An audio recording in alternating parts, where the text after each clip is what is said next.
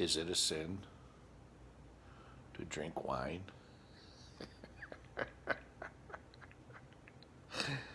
It's coffee.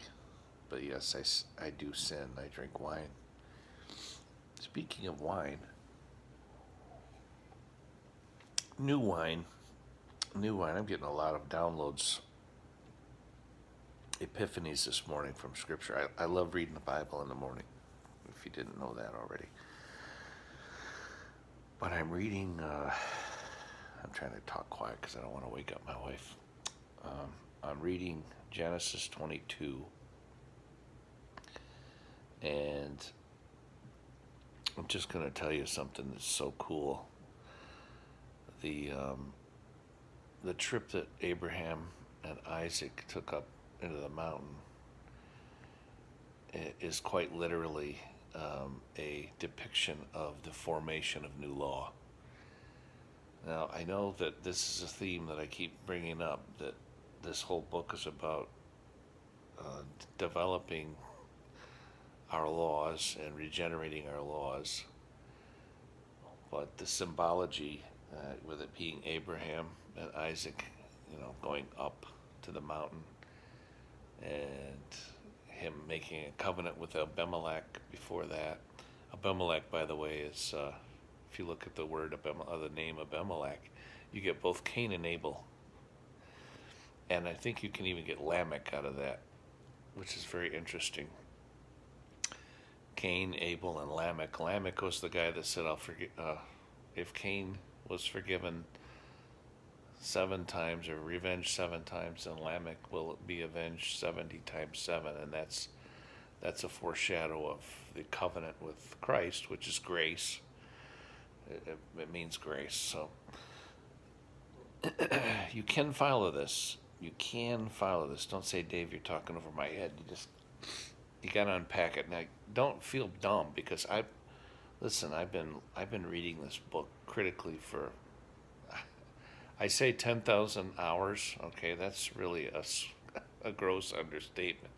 I probably spent 30,000 hours in the study of Scripture easily, the King James Bible specifically.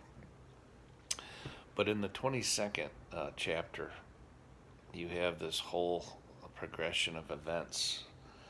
And if you understand symbology, you can literally unpack how this trip up the mountain, and here's one of the key sentences right here. Yes, hopefully you can get this. And Isaac spake unto Abraham his father, and said, My father. He said, Here am I, my son. And he said, Behold, the fire and the wood, but where is the lamb for the burnt offering? So, the lamb is the blame. When you break new ground and you break a new law, when you're making a law, when you're breaking in a new language or you're breaking in a new policy, you're really literally forging a path for other people. And when you do that, you're setting a standard. And when you set a standard, that means the people that were doing it a certain way will go, what? I don't want to do that. They get upset because they've mastered their resources using those principles, the principles that they've already learned and mastered, right? They've gotten to the mountain. They got their stuff. Well, when you don't yet have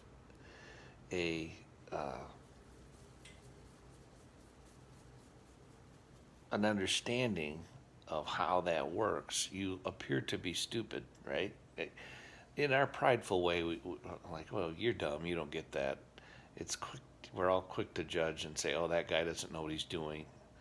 I've heard that all my life. One of the very first things you say if you go to work with a bunch of other new guys they'll all be looking at each other, and as soon as someone makes a mistake, they all go, "Oh, that guy doesn't know what he's doing." It's like a badge of honor to say, you're really saying, "Well, I'm smarter than you are." Okay, that, my friend, is a critical element of this little blurb here. Nobody likes to look dumb. So Isaac's saying, "Well, where's the lamb? Where's the lamb?" It's literally, he's saying, well, who are going to be the idiots? Who are we going to make ashamed with this law? Who's going to be the one to take the blame? And you literally are under what God is trying to show us, or what the spirit of these old letters are trying to teach us. Is that every time you break new ground, every time you're attaining a promise. Remember, Abraham was promised that he would inhabit the stars, right? When you're breaking when I keep saying breaking, that's not helping me here. When you're breaking in new laws, when you're forming them, somebody else is going to look like, oh, right? And what this particular story is showing us, among many other things that it shows us, is that every time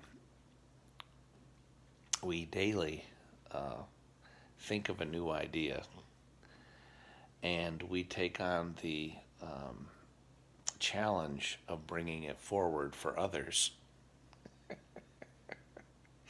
we run the risk of making people feel stupid. And that's okay. That just means that you have the law in you. You have creativity in you. And what's going to be happening in this end time, I'll show you some of the key words here. He had fire in his hand and a knife. All right, this is Abraham. Well, fire in the hand is the spirit of, it's symbolic of the spirit of God or knowledge. The knife in the other hand is the spirit of division or wisdom, how you're going to apply it. So it's wisdom and knowledge, okay? These old guys that got together and wrote these stories, they put a lot of time in them. So that's why, I tell my kids I want them to read the Bible. Ooh. And I think they do, but not as often as I'd like to see them do it. But I want you guys to read the Bible too, because in the reading of Scripture, you can say, "Oh, that's religion. I hate religion," or I'm just spiritual. Okay.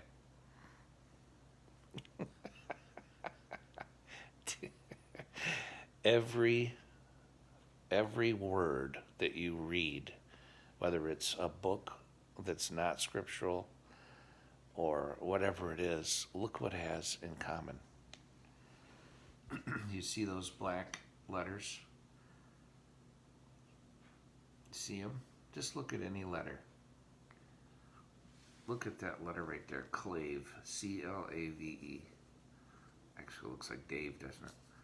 Put the C in the L. Okay, I'm distracting you, but look, the black letter. Now look, it's still fairly early in the morning, and it's black out my window. When I look out into the dark abyss of the night, I could be afraid. Or if I look up into the sky at night and look up and see all the dark of space, I can be afraid. But here's what you have with written letters and languages. You have taken a little chunk of that blackness, right? And you've given it a shape, and you put it down in a written form. And immediately what you have there is when you have an agreement with somebody on what the letter S means or what the letter C means, now the two of you have an understanding between you, don't you? I mean, I know this is a little difficult. It's headache. You get some aspirin, but this is the truth. So when you come to the realization that you have everything you need as a human being, you have a well of ink, you have a hand to write, you have a mind, you have the words, you have what it takes to be a leader. And you get to the point in the end time where you're like, well, heck, that's everybody. Yes. Everybody is a small g God at that point. Everybody has wisdom and knowledge. And over the course of our lives, human nurture, helping one another, is going to get us to the next level. So, yeah, I could talk all morning, but that's the basic point. This book is fascinating. If you say, well, I'm spiritual, but I don't like religion, okay, okay. Spirituality is derived from religious practices and thought, doctrines. It's all okay. Yeah, a lot of abuse and authoritarianism has come from, the scripture, but authoritarianism comes from human nature. It's about resources. I've got the resources, and I don't want to give you any of my resources. And anyway, I want to give you I want to give you the resources of knowledge. That's what I'm trying to do. And spirituality, that's why I say the mark of the beast. They're going to hate me. The preachers are really not going to like this. But the mark of the beast, guys, is the ability to write letters, sentences, policies, blah, blah, blah. Make people uncomfortable by saying, here's the way we're going to do it now because it works better to get to these resources. Ultimately, what Abraham was doing in this chapter was showing us that we have to build a space station. Yep. We've got to form our platforms to launch the earth into the heavens. Up, let us be going.